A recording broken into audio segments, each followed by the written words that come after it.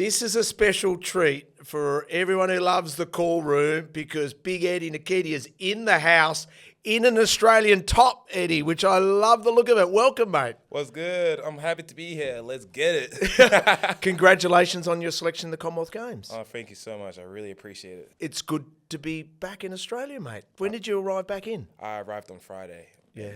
It was a long flight, but finally here and just finally at home. Can't complain. Yeah.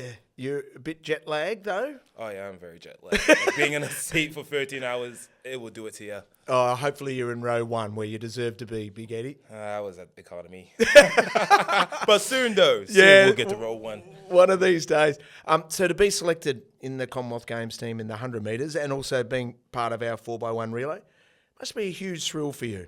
Honestly, it's just like everything I've just been through from like New Zealand and from Hawaii. It's just like to get here right now, it's just shows that my perseverance is strong. And it's just like I just never gave up. And look at, I'm just wearing the green gold and it's awesome. And it's just, I can't complain. Like I'm just like livid right now. It's just like things pay off for a reason if you just keep at it. And it's insane. Like, Yeah. if you told me like 5 years ago that I'm going to be wearing the green gold in 2026, I ain't going to believe it. It's fantastic, mate. It's so good to have you here. My track and field background with your surname goes back to your dad because I used to chase him. He was far too fast for me. I was a battler. You're literally born into the sport? It's something you always wanted to do? Oh, yeah. Like ever since, I found out that my dad was an Olympian, I got influenced that I want to be like him. I want to be like my old man because like what he did was amazing. And like hearing the stuff that he did for New Zealand is awesome. I was like, and to hear that he held the New Zealand record, I was just inspired, and it was like it's so beautiful, man. And man, it's just like for me to beat it, it's just like a full circle moment. Like if anything, if my dad wanted one person to beat his record, it had to be me. Yeah. And it was just amazing. It was just awesome. Yeah, it was appropriate. It was you. Can you remember, mate, when did you realise that you were fast? When was the first time that you went, hey, damn, I got wheels? It wasn't it was I think it was like in primary school. I think 2007, 2008. It was like some primary school athletics event, and like when they said on your marks, get set, and after when they said go, I just like won the race instantly. I was like, oh my God, I have my dad's genes, y'all.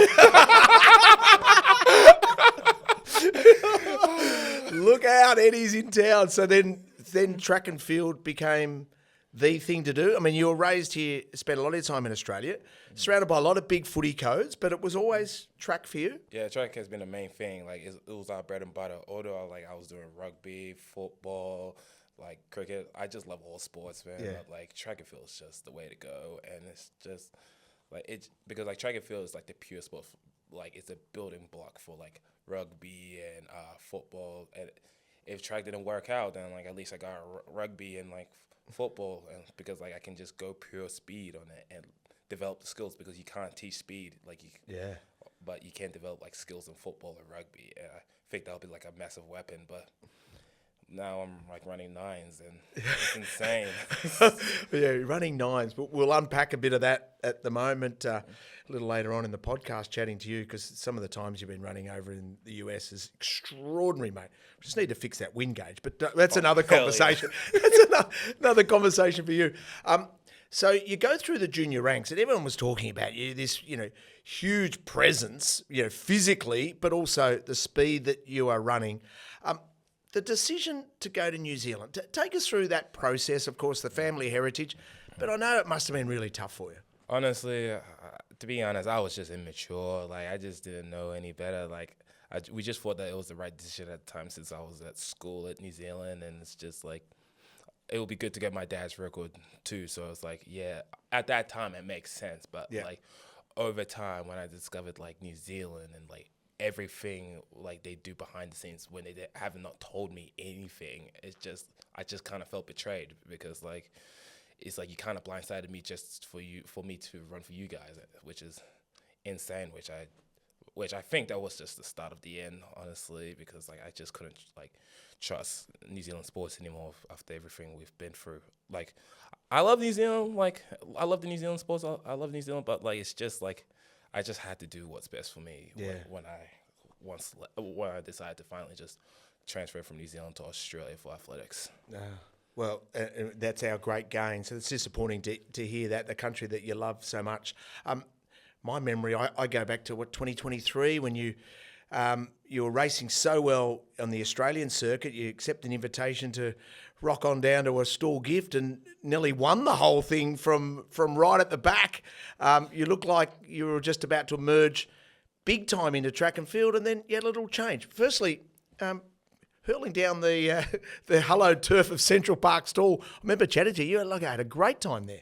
Oh yeah, it was awesome. Like, I love Stowell. Like, Stowell was amazing. Like, I enjoyed every minute of it. I just love testing my speed and like testing myself under pressure and like what it's like to be back there. And it was fun. Like, I would love to do Stowell again, but like, it's just we'll have to see with time and like my calendar. But yeah, like, then you told everyone, forget track and field. I'm going to go to the University of Hawaii and play American football. Can take us through that process?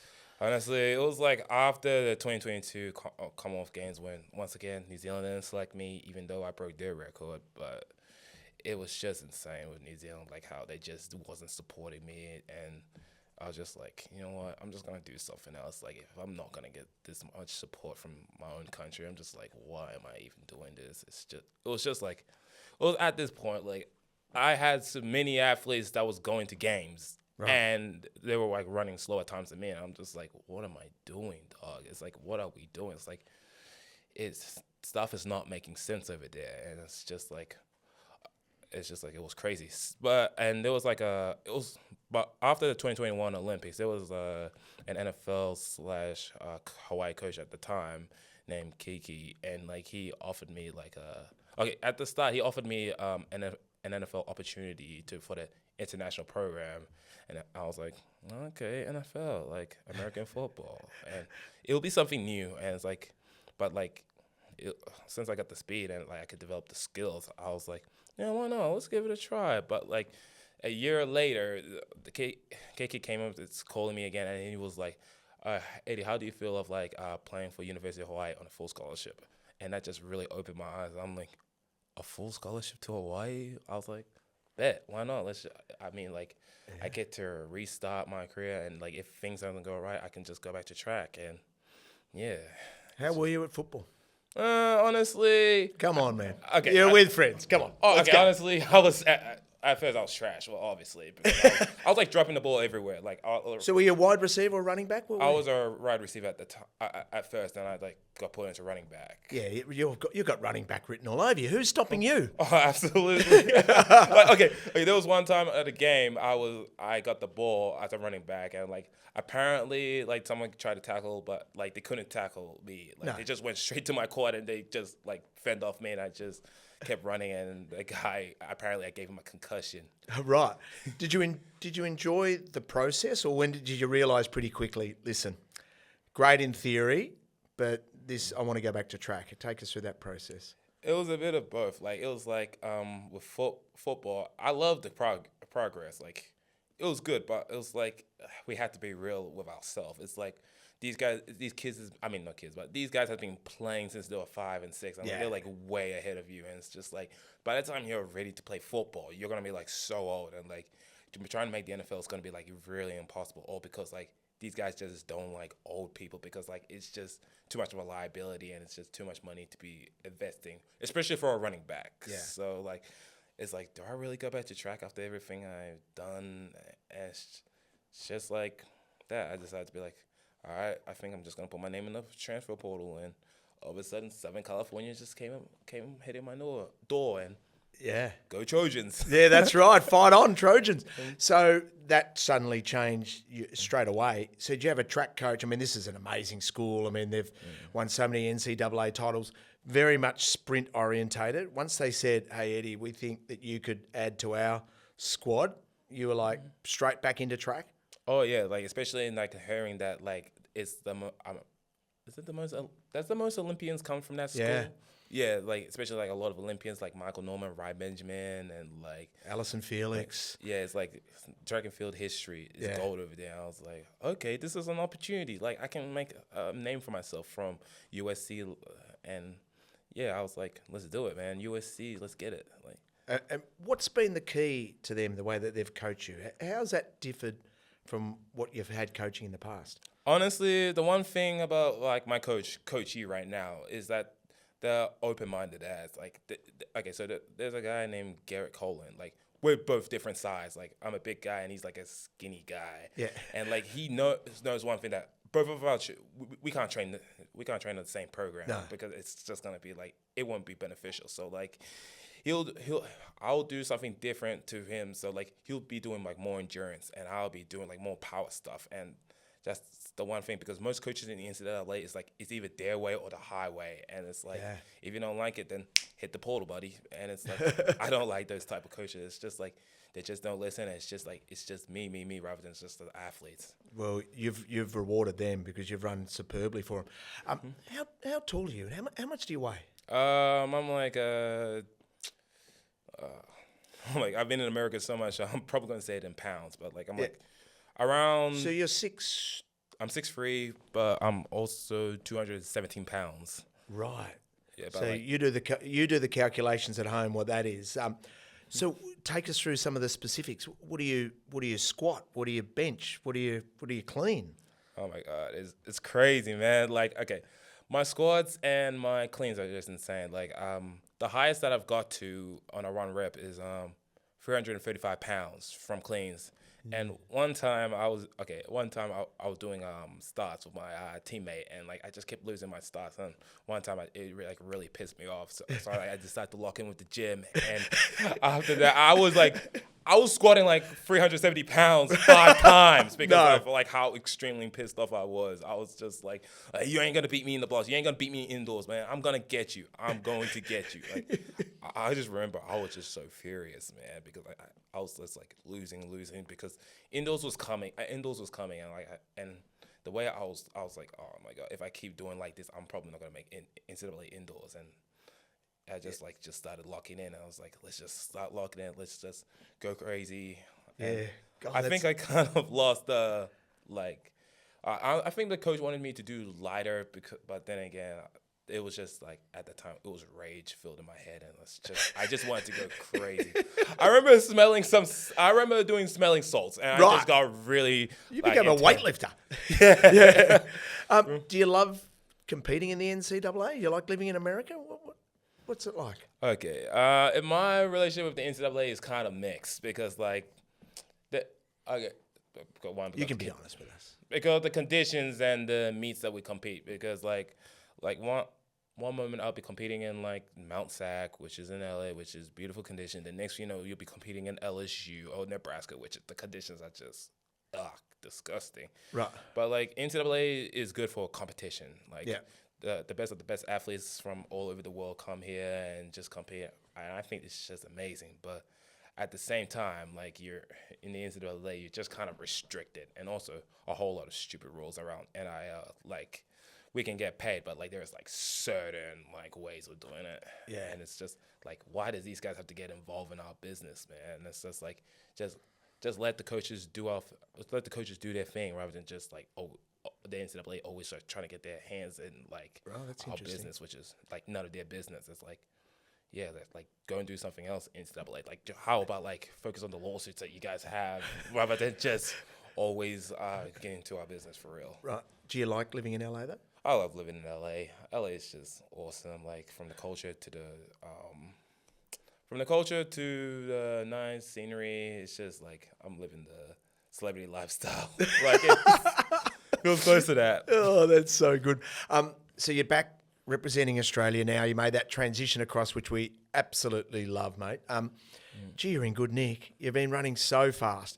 Have you been frustrated by the wind gauge? And you keep hitting the line and looking at these fast 9 points and then see plus 2.3, plus 2.5?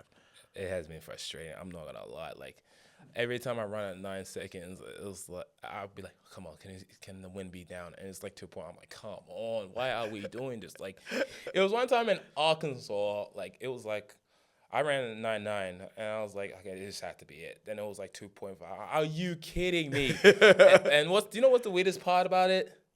It was the fact that all the races were legal. Like, it was perfectly legal. Like, it was like 0.5, 0.1, then all of a sudden mine was 2.2. I'm like, what is going on here? Like, why am I getting these type of races? Why when all my friends are like, all my friends have been like getting like legal runs. Like, now I got like athletes that have beaten in NCAAs, and they have got like legal 9s, especially in the East. And still I'm on 10.06, and it's like, don't worry, mate. That 10.06 will disappear really, really, really quickly. Your technique, no doubt people talk a lot about your running technique and how big and raw you look. Have you been trying to fine-tune it? Well, take us through the process, what you and your coach have been working on technique-wise. Oh, we've just been focusing on start and relaxation. Like, right. We just like focus on the first 60, just making sure that like we just stay relaxed and just focus on the 7 steps and just make sure we relax and don't tighten up.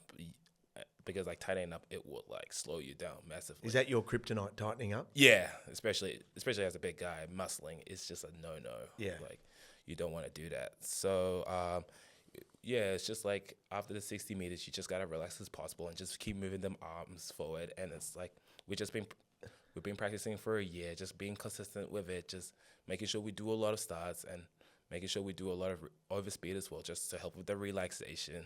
Yeah. And like. It's when you put it all together, it's just for sure. And also, we've been trying to work on my mentality because 90% of track is mental, and it's just like you just got to be mentally sharp, or else you're gonna get defeated. All because mentality. Like at the end of the day, like everybody have done the work and everybody has done the training, but at the end of the day, whoever shows up like most mentally prepared is the ones that's gonna win the race. Wow! And you've been running fast 2s as well. Take us through the process. Com Games. Do you get a race in before Commonwealth Games? I mean, you of all people have had so many races this season through the NCAA system. When do you run again?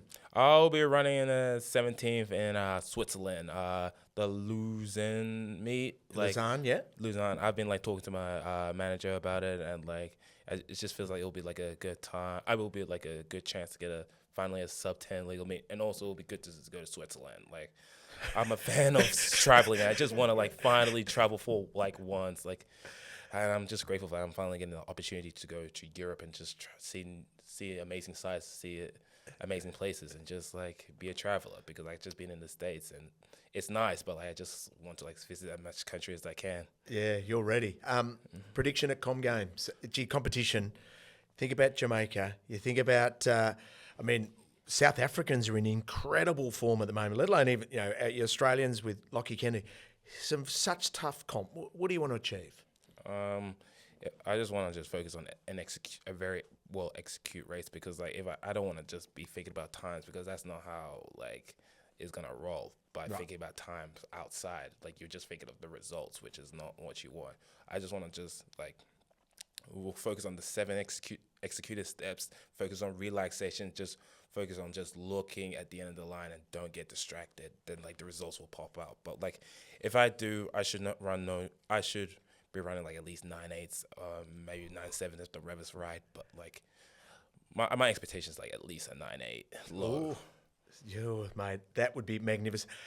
Each and every week when we have a special guest like you, we have the world famous Fast Feet. Okay. You got a nickname? I got plenty of nicknames. Give us a couple. I got Slice. I got Fast Eddie. I got Diesel. Coachy. Oh, Incredible Hulk by my coach. Incredible Hulk and Fast Eddie, they're giving. Why Slice? Slice. Oh, it was in Hawaii, and somebody said I look like Kimbo Slice, and it was with the beard because I was like back in Hawaii, I was like very bearded, and like they're like, "Hey, yo, Kimbo," and like, it was good, man. Coffee order? You a coffee guy? Yeah, I like coffee. Honestly, I just get a coffee from. My favorite is a caramel latte if I go to a cafe, but when I go to my school cafeteria, it's just a normal coffee. I just like pour it in. It's just like a house roast. Oh, just like like American coffee. Like, yeah, literally. Oh, mate. I prefer a caramel latte, but it is what it is. I just need to get something kicked up in the morning and Right. just get some energy going. Apart from USC, who are you, and now Australian Athletics, who are your major sponsors? I really don't have any sponsors. Shut up. It's just been crazy. Like, it's just like things has just been like up and down with my manager. It's just been insane. Like, my old manager, by the way, it's just like, what are we doing? Like, I just keep on asking, like, oh, yo, what's going on? And he just comes and says, oh, it's gonna come. And like, the last time I talked to him, he said like, oh, before school you should get an NIL. I'm like, dude, we're not doing this. It's like, dude, get an NIL route, because like I've been running all these times. I've been making first. I've been doing everything, and you're still not doing your job. And it's like, at this point, this is just frustrating. Okay, well, we watch that space. So any sponsors out there, Eddie is available, Slice is available, the Incredible Hulk, they're all available for you. Pre-competition meal, what are you eating? Well, it depends, because like in the NCAA, it's like we go to small towns and like they don't have much good options. So like I would like to get a Jersey Mike sandwich or like a Subway sandwich or any sandwich shops. But if there's not, then I'll just go to Chipotle and just get like a bowl or something and just eat half of it, because I'm already a heavy guy. So like I don't want to like eat something too heavy. Then next thing you know, I like feel bad about the race, and next thing you know, I don't perform well, or like I run too heavy and I'm like struggling to run. If you weren't a track and field athlete, what would you be doing? College football, baby. Like, I would have just been a football player or a rugby player because of my size. Oh, and my God.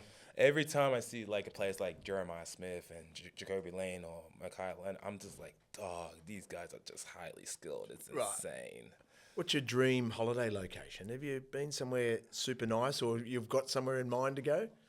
Japan 2026. And after the Commonwealth Games, I'm planning to go to Japan. Are you? Yeah, it's just a vacation that is much needed, and I just needed to relax, because like it's been a long NCAA season. It has been a long academic year with like all my school and everything. It's just been insane. What are you studying and what are you majoring in? Communications. Yeah. In USC, but the degree is gold. So regardless what I like major in, it's just like I'm gonna get a quality degree from USC. Yeah, that's right. One of the great schools.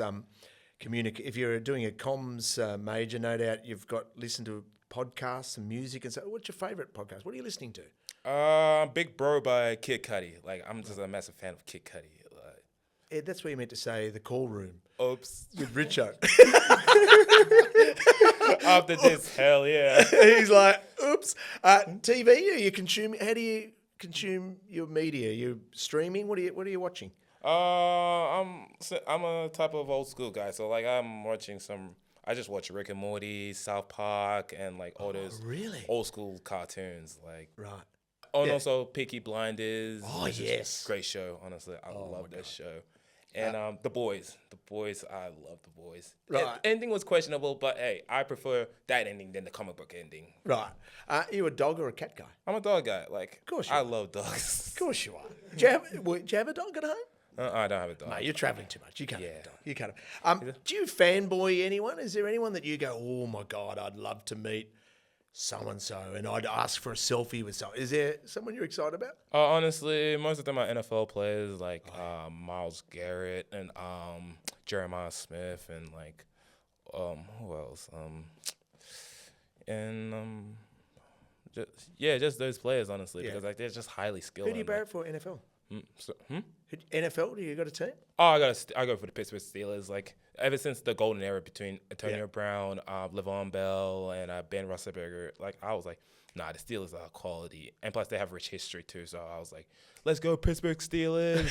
But ever since then, I'm just like, oh, who's our quarterback? Right. And when I look, I'm like, oh my God, Rodgers. Like, no disrespect to Rodgers, but he's just old, man. Like we need somebody new in the game. He's not old. Leave him alone. I'm a Seattle Seahawk fan. Thanks for asking. What's your most used emoji? What do you send? The crying emoji, because really, every time the coach says we're going insurance, I'm like, oh, we're gonna die. Who's the most famous person in your phone? Or who's the most famous person following you on socials? I'm not sure if I should Fred Curley, like. He's famous?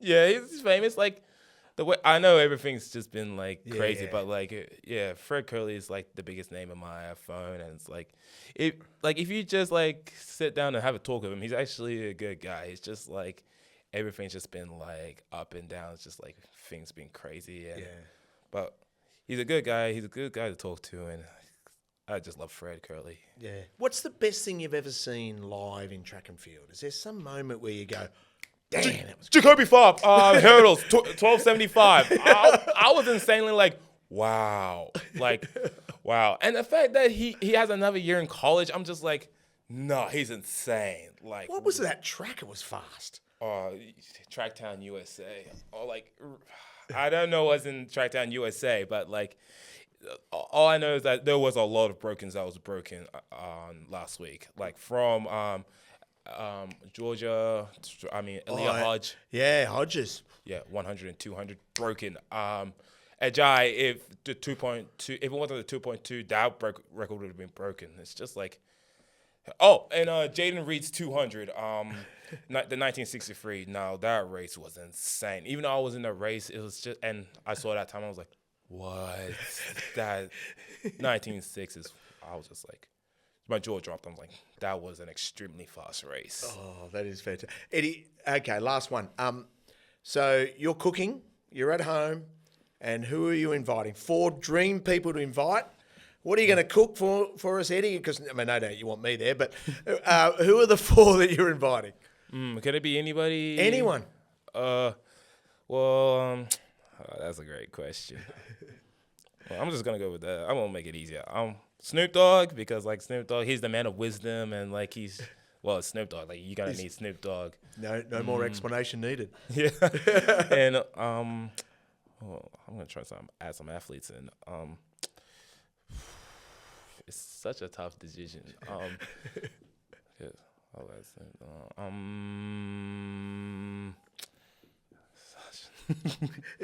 We might be Fred. Fred might be there. Yeah, why not? Let's add Fred. Snoop, Fred. Who else? Yeet. I gotta add Yeet. Like, I just love his music, man. And Kid Cudi. Like, you are a good bunch. Mate, you have been an absolute dream to chat to. Congratulations on your selection. The first of very many green and gold appointments for you, mate. We're going to barrack hard for you, the Commonwealth Games. Let it rip, mate. Appreciate it, man. Thank you for having me on this podcast. I cannot wait to be on it more, and I cannot wait to be representing the green and gold more races than you think.